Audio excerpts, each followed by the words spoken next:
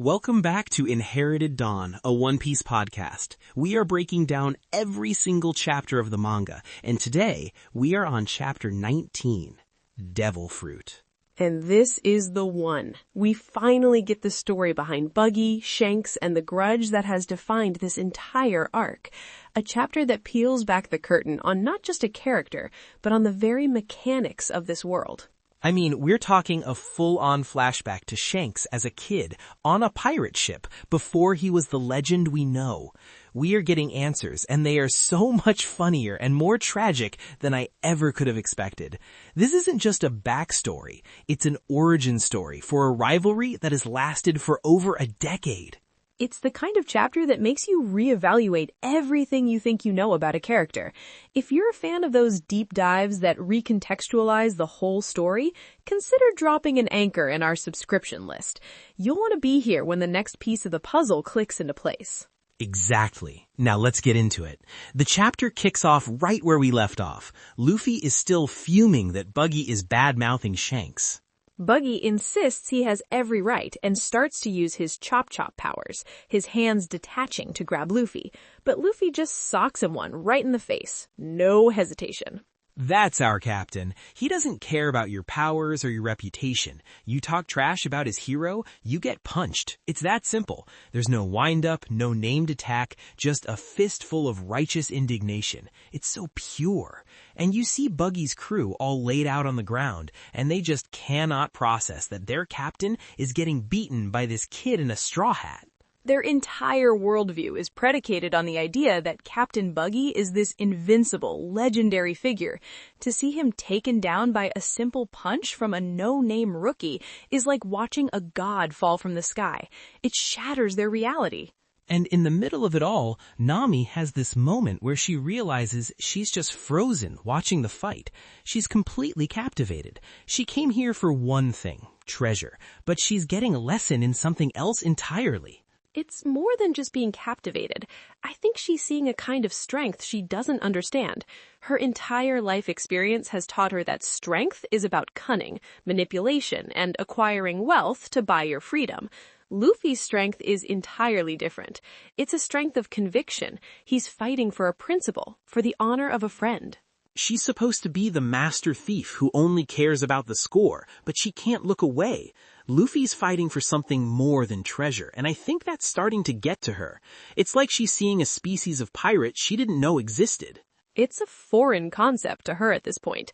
Meanwhile, back at the edge of town, the villagers are rallying. Poro, the guy who was so terrified earlier, decides he can't just wait around. He's going to find the mayor. He's taking charge. And they all go with him. Yes, this is what I'm talking about. They're not just cowering anymore. They're standing up for their home, for their mayor. Boodle inspired them, and now they're moving. That seed of courage he planted by standing up to Buggy is finally sprouting. It's the first real sign that Luffy's presence does more than just defeat a villain. It acts as a catalyst for change. He doesn't give speeches or try to lead people. His actions alone inspire courage in people who had lost it. It's a ripple effect that we're going to see become a tidal wave as the story progresses. But the focus snaps right back to Buggy, who gets back up, furious, and says it plain. Shanks is the person he hates most in the entire world. And that's our ticket. The flashback begins. We're on the deck of a massive pirate ship, and there they are, a super young Shanks and an even younger looking Buggy with his hair down going at it. The hair down is such a great touch. Without the pigtails and the makeup, he just looks like a normal, angry kid. It immediately humanizes him. And what are they arguing about? The fate of the world? A legendary treasure? They're arguing about which is colder, the North Pole or the South Pole. It's such a perfect, childish argument. It's completely meaningless, but they are treating it with life or death seriousness. Buggy is insisting the South Pole is colder because it has more landmass, and Shanks is just firing back. It's pure sibling energy. It tells you everything about their dynamic right away. They're like brothers who just can't stop bickering.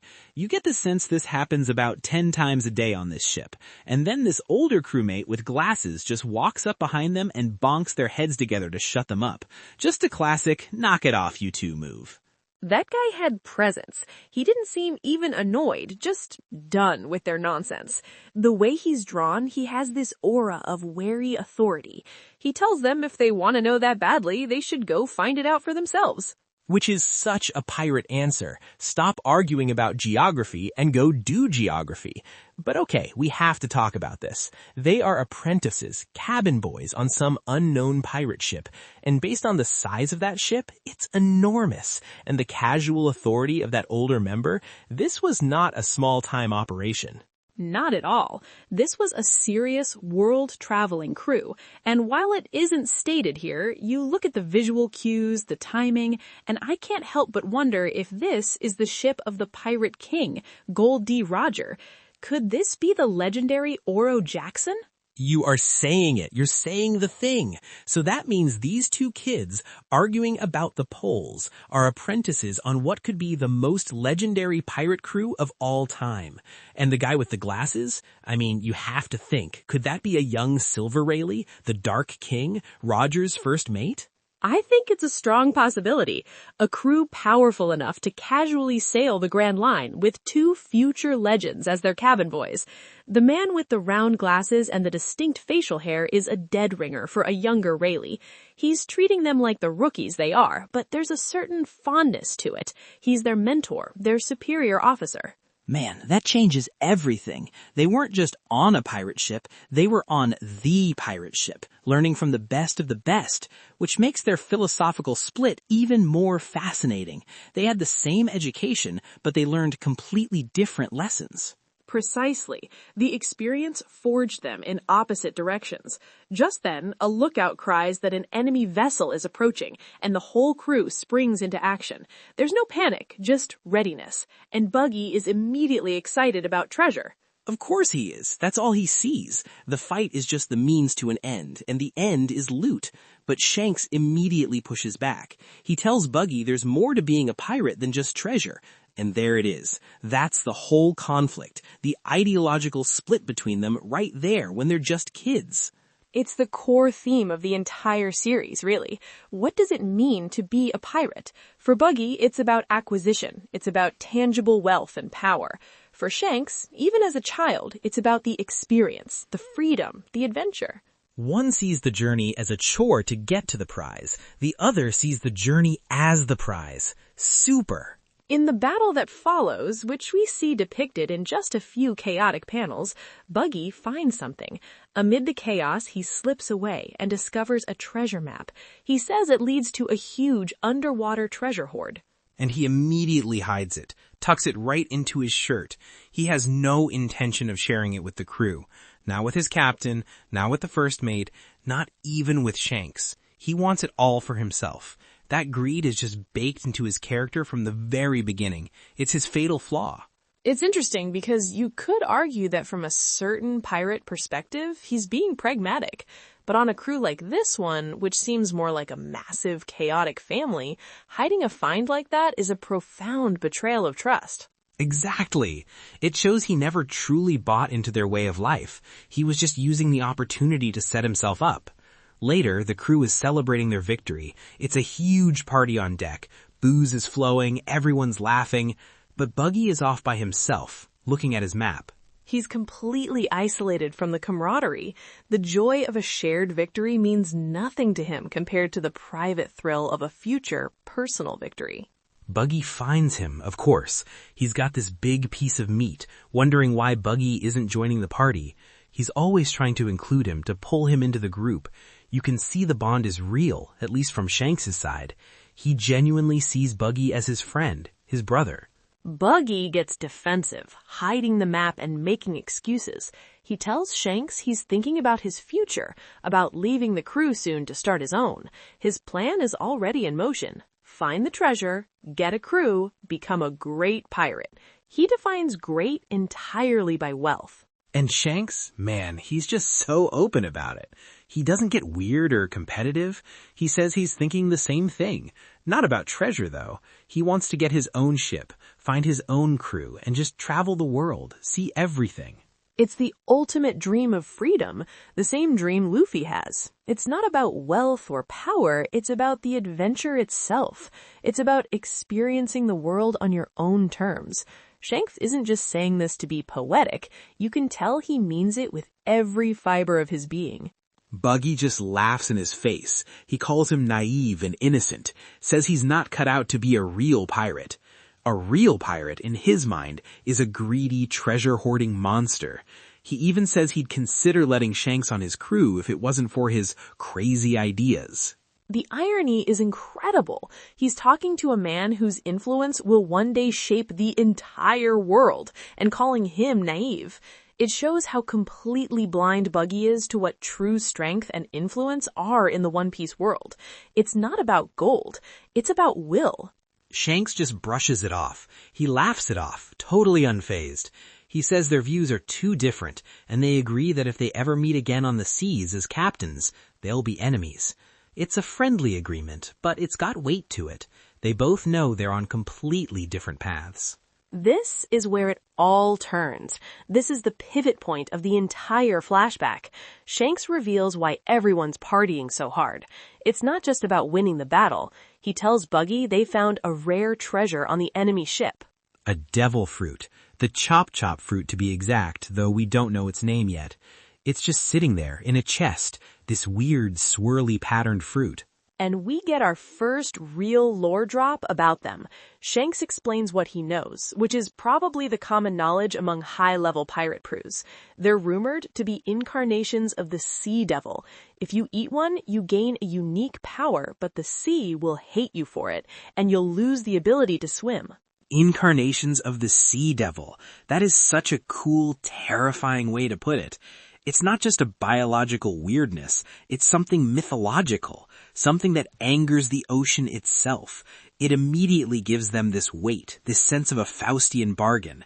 You're trading a piece of your natural self for unnatural power. And it makes perfect sense in a world dominated by the sea. The ultimate price for power is to be rejected by the very world you travel. The curse is tailored to the environment. And now they have a name and a mythology. They're officially called devil fruits. And a price tag, a huge one. An absolutely staggering one for this point in the story. Shanks mentions they can sell for over 100 million berries. 100 million. Let's put that in perspective. The biggest pirate bounties we've ever heard of are what? 15, 17 million? This single piece of fruit is worth more than 5 times that. It's not just treasure, it's a king's ransom. Buggy's eyes must have lit up. His plan, which was already in motion, immediately solidifies and accelerates. He sees the fruit, he sees the map, and he puts them together. Sell the fruit for 100 million, use that money to fund a massive expedition to get the underwater treasure, which is probably worth billions. He sees his entire future in that one moment. But he can't just steal the fruit, it's too valuable, the crew would notice. He needs a plan. So the next day, he makes a big show of it. The whole crew is watching as he pulls out the devil fruit during dinner. He announces he's going to eat it. The crew's all egging him on, curious to see if the legends are true. He swallows it down. He chews it, gags a little, and then nothing. He tells everyone it tastes awful and had no effect. The crew just kind of shrugs and dismisses devil fruits as a myth. But it was a trick, a brilliant piece of misdirection. He had a normal piece of fruit that he'd painted to look like the real one. He had the actual devil fruit tucked away, planning to sell it. He sacrificed the crew's momentary respect for a long-term gain of 100 million berries. It's a genius plan. You have to give him that. It's greedy, it's sneaky, but it's smart. He has the money, he has the map. His future is set. He has played everyone on this legendary ship for fools. And that night, he's ready to go. He's got a small boat, he's got the real fruit in a satchel, he's got the map in his jacket. He's literally on the railing of the ship, about to slip away and start his grand pirate career. The perfect crime. And then Shanks shows up out of nowhere, just pops up behind him to say goodbye because he thought he was just out stargazing or something. He's just being a good buddy. Buggy panics, utterly, completely panics. In his desperation to hide everything, he shoves the entire fruit into his mouth. It's the only place he can hide it fast enough. It's the only place to put it. His brain just short-circuited and went for the fastest, dumbest option. He manages to play it cool, gets Shanks to turn around and leave. He lets out this huge sigh of relief. His master plan is still intact. The fruit is just a little wet now. And Shanks pops up right behind him again. He just forgot to say something. A classic Shanks move. Just being a friendly, oblivious goofball. He's not trying to be sneaky. He's just Shanks. And it startles Buggy so badly that he swallows. The entire fruit goes down. Gulp. In that single moment, his whole plan is ruined. The 100 million berries are gone. He has a power he never wanted. He starts to scream at Shanks, this primal scream of rage and despair, just absolutely losing his mind. But before he can even get the words out, Shanks points to something fluttering over the side of the ship. He's like, "Hey, what's that?" Still completely oblivious to the scale of the disaster he just caused. The treasure map. It fell out of his jacket when he was startled. No! His one remaining piece of the plan, the key to billions. He doesn't even think. He just dives into the water after it. Pure, greedy instinct. And he immediately discovers the legend is true. He can't swim. He's sinking like a stone. The sea hates him now. His arms are flailing, but his body feels like lead. The very thing that was supposed to fund his treasure hunt, the sea, is now trying to kill him. Up on the deck, the crew's confused. They all know Buggy is a great swimmer. They're wondering why he hasn't come up. And it's Shanks who dives in to save him. The very person who accidentally ruined his life is the one who keeps him from drowning. The irony is just crushing. It is poetically, tragically, hilariously awful. So we flash back to the present. Buggy has just finished telling the story, this grand tragedy that has defined him. And Luffy, bless his heart, hears all of this, the lost fortune, the stolen dream, the unwanted power, and his only takeaway is, "Oh, so Shanks saved your life. That's great." It's such a pure Luffy response. He completely misses the point Buggy is trying to make, and in doing so, he gets to the actual point. He doesn't hear the story of a ruined dream or a bitter rivalry. He just hears that his hero saved someone. He doesn't get the nuance, because for him, it's not about nuance. It's about actions, and Shanks' action was to save a friend. End of story. This, of course, just makes Buggy even angrier. Luffy's simple, heroic worldview is a complete invalidation of Buggy's entire life of bitterness. He screams that because of Shanks, his plans were set back by 10 years. 10 years of his life stewing in this grudge, stuck in the East Blue, all because of one clumsy, accidental encounter. A whole decade of bitterness. That's a heavy burden to carry, bro. And in that moment of pure rage, his eyes land on Nami, who is still standing there with the bag containing his stolen treasure map to the Grand Line. And he snaps. That map represents his new future, the one thing that can get his life back on track. Seeing it in her hands after reliving the loss of his first map is too much. He launches the entire upper half of his body, hands, head, and torso, straight at her. That's where the chapter ends, on a chop-chop torso torpedo heading right for Nami. What a chapter! I mean, a full course meal of lore, character backstory, and pure, uncut Shanks energy. Super! It really reframes Buggy completely. He's not just a gag villain anymore. He's a man whose ambition was epic, but whose greed and bad luck conspired to ruin him. You almost feel sorry for him. Almost. And the differences between him and Shanks are laid so bare. Buggy wants to own the world's treasure. Shanks just wants to see the world. It's the same philosophy that separates Luffy from so many of his enemies. It's the drive for possession versus the drive for freedom. It's the inheritance of that will. Shanks got it from his captain, and he passed it on to Luffy.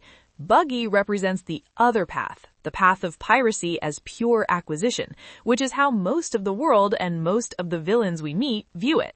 Oda has been setting up this ideological clash from the very first chapters, and here we see its origins. It's not just about a hat, it's about an entire way of life being passed down. It's the inherited dawn right here in chapter 19. And we learn so much about devil fruits, the name, the price, the specific nature of the curse. This isn't just a flashback, it's a foundational piece of world building. We're getting the rules of the game laid out for us. Absolutely. It makes you wonder how many other pirates have stories like this. How many people got their powers by accident or the other ways? Like, did Alvida want to be super slippery, or did she just bite into a weird-looking pear one day? It adds a layer of chaos to the power system.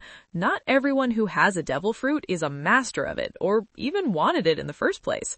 For Buggy, it was a curse that cost him a fortune and his ability to get his own underwater treasure. The power he gained, the ability to be immune to cutting attacks, is almost a cruel joke, given he can no longer go to the place where his treasure lies.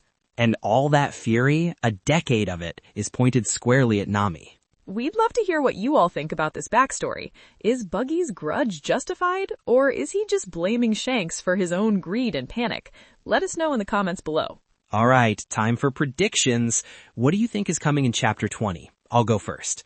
My first prediction is that Luffy is absolutely going to intercept that attack. He's going to put himself between Buggy's flying torso and Nami, and it's going to be a huge moment. He's not just protecting her as a crewmate, he's protecting her because that's what he does. I agree that he'll protect her, and my second prediction builds on that. I think this will force Nami to make a choice. She has the treasure. She could run. But seeing Luffy physically shield her, taking a hit for someone she barely knows, I think she's going to stay. She's going to choose to trust him, maybe for the first time, over the money. Ooh, I like that. A real turning point for her. Okay, my second prediction, the villagers arrive. They come charging in with their makeshift weapons right as the fight reaches its peak, probably to help Luffy or to save their mayor, and they're going to be a deciding factor in turning the tide against the rest of the Bubby pirates. Poro is going to get a heroic moment. My second prediction is about Buggy himself. We've seen him use his powers in a very basic way so far, separating his hands, his waist. Now that he's truly enraged, I think we're going to see the full, terrifyingly weird extent of the Chop Chop fruit. Not just separating, but maybe using his separated parts in complex, coordinated attacks from all directions at once. He's been toying with Luffy, but now the gloves are off. We're about to see what a decade of resentment can do to a devil fruit.